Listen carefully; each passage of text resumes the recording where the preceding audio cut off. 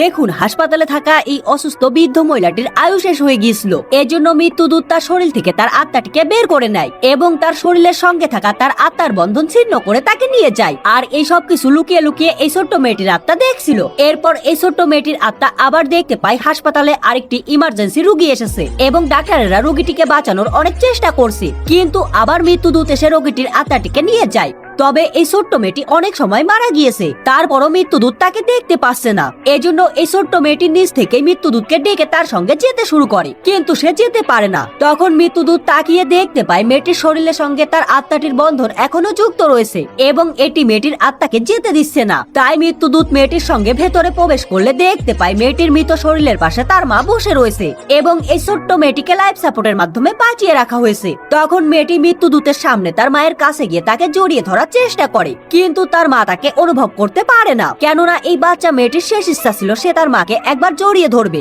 এবং তখন মৃত্যুদূত সবকিছু বুঝতে পেরে যায় কেন এই মেয়েটির আত্মা তার শরীর থেকে আলাদা হচ্ছে না।